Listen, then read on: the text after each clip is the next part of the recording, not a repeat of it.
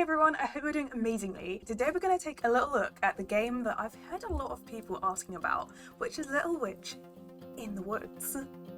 If you're new here, hi, I'm Spooksy and welcome to my YouTube channel. This is only video number 2. This is a new channel, but there's going to be lots more gaming content here, reviewing of shorter games, cozy games, and also I'm going to be going out and about to some different gaming events this year, and I'm going to try and vlog those for you, as well as any other extra relevant things that pop into my head.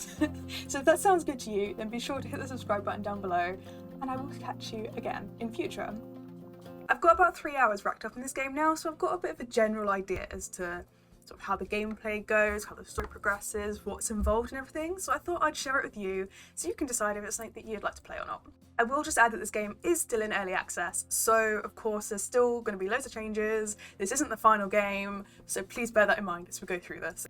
Little Witch in the Woods is currently £12.39 on Steam. I'm not sure what that converts to in dollars. One sec. That's around $15, I believe. So what's the kind of premise of the whole game? The Steam description for Little Witch in the Woods is: Little Witch in the Woods tells the story of Ellie, an apprentice witch.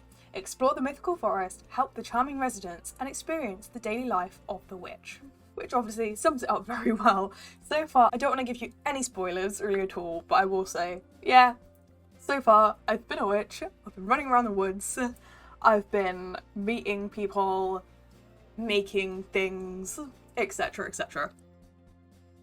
So what do I really like about this game? As you know, I'm a sucker for cozy games. I mean, I do like a range of things, from Borderlands, DBD, Animal Crossing. I like things that are all across the board. But always gotta love a cozy game, especially a pixelated one. As you may know, I'm a massive Stardew Valley fan. And before that, I used to love Harvest Moon. So again, I went into this not trying to compare it to that at all, because it's a totally different game. It's just, again, a cozy pixelated vibe. So one of the things I really like about this game is the foraging. There's a lot of foraging for different plants and creature, I would say parts, but that sounds kind of bad, like creature fur, not like legs or anything. So far. You can also shake the trees, which I love because it's very Animal Crossing. You can shake the trees, pick up branches, and then you can do repairs with the branches, which I love. For me so far, the overarching big main thing to do in this game is going to be repairing a village that's on the edge of the woods. So in order to do that, along the way we're going to have to make a load of things, repair a load of things, do a load of side missions, and I think that is the destination. This is where we are heading in the game, to repairing this village, which is really cute and I love it because it's all destroyed and we've got to build it up from the ground again. Again, not to put it into a Stardew Valley type thing, but think of having the farm and trying to bring it back to being prosperous and lovely and what it once was all over again. One of my favourite aspects of the game so far is potions. You can actually mix your own potions, which I love. You've got your own potion book and you'd have to tab that up and then you can look through it, all these different potions and recipes, and then you've got to look at the ingredients, gather the ingredients, make them into the right sort of format, so maybe into a liquid or roast them, and once you're done with them you've got a big like witch's cauldron and you've got to like follow the directions for heat and stirring and chuck them in the pot and then hope that your potion comes out right, which I love. It's brilliant, and just having to look through your book to find the recipe and then cook it, I think that's an amazing touch for a game. The artwork is adorable, the storyline is wonderful. It's incredibly adorable and it really does warm you to it. I love the character designs as well. Oh, and the use of like glowing plants and things at night is just perfect. On the other hand, some things that I will say about this game so far that you may want to know about: there is no character customization. You are very much playing as a set main character in the game, like you would in a book or whatever. You are that character, that you don't have your own. You do play as Ellie the Witch. There's no character, you don't change her name, you don't change her appearance in any way. I will say prepare for a lot of text. It's a very text heavy game. There's a lot of reading involved. I was planning on playing this game on stream before I started playing it by myself, and the thing that put me off streaming this was actually the amount of text, because especially at the start, the introduction to this game is quite long and it's quite drawn out, so you really need to just be sat with a cup of coffee, cozy in a blanket, just reading it and be in the right mood to go through that.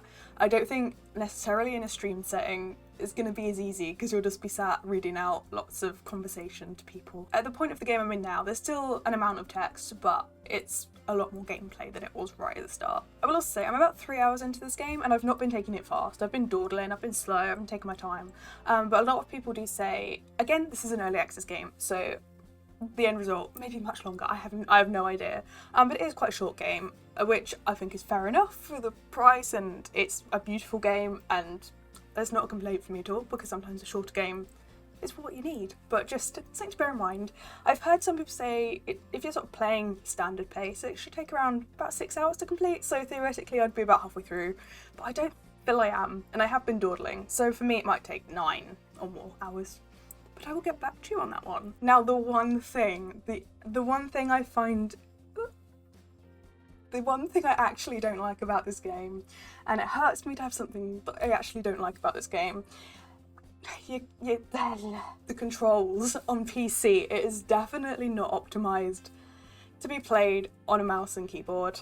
And saying that you can't actually reallocate or rebind the keys at all, you have to stick with the set allocation. You move around with the arrow keys with your right hand, which I found really weird.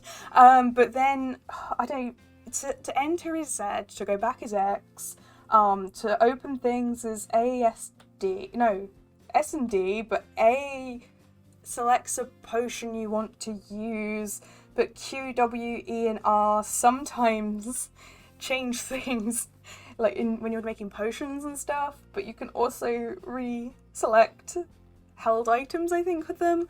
Spacebar is to sprint, control brings a broom out, and shift is to I don't know.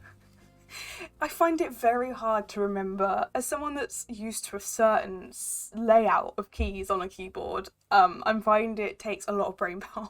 I mean, there's not much brain power going on up there anyway, so for other people it may be completely different, but for me it takes a lot of thinking, and I have to concentrate a lot on what I'm doing with the keyboard, because I'll be trying to run and then I'll realise I'm like actually opening different items up and stuff, which is definitely something to bear in mind, because that's also something that put me off before I started playing, because I thought, oh, this just looks too complicated to stream.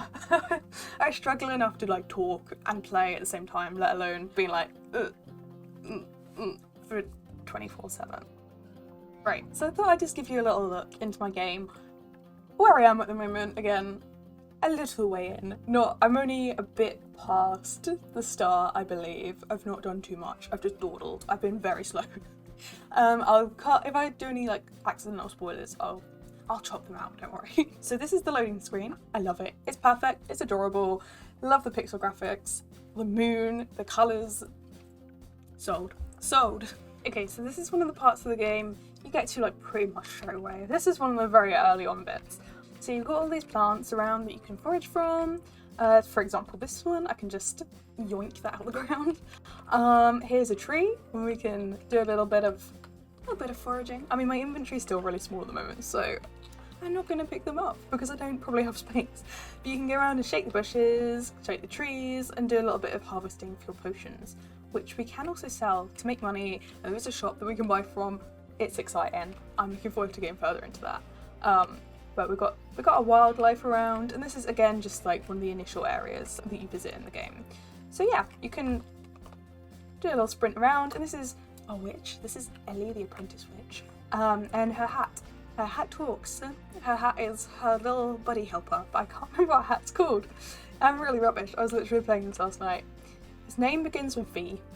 That's all I can remember for 2 seconds, because my memory is just ridiculous. Wait, we've got to save the village, and the village is being terrorised by these big vines, and that's what's made it doomed. That's what's doomed it. So that's our problem. We've got to sort that out.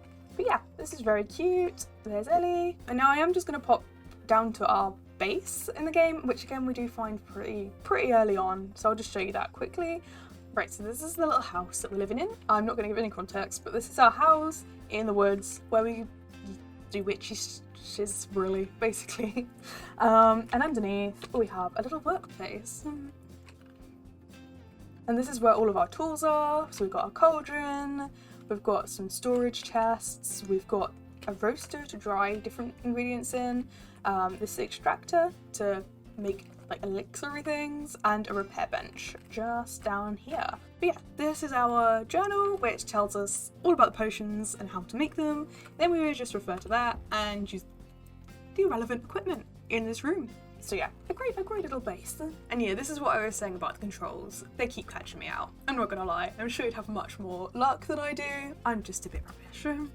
Right, so in summary, I think that Little Witch in the Woods is an awesome game, especially for early access. I mean, it is marked as very positive on Steam for a reason. The storyline is wonderful to get into. I love the crafting elements and the foraging. There's some little, obviously, because of the stage it's in, there are a few little tweaks that would be amazing just for quality of life. But again, I'd recommend this game to anyone that loves pixely, cozy, relaxing games. I'm definitely a fan, and it's definitely time for me to get back into those woods. So thank you so much for watching. Let me know if you're interested in playing this game down in the comments below, and don't forget to give this video a thumbs up. I will see you soon. Goodbye for now.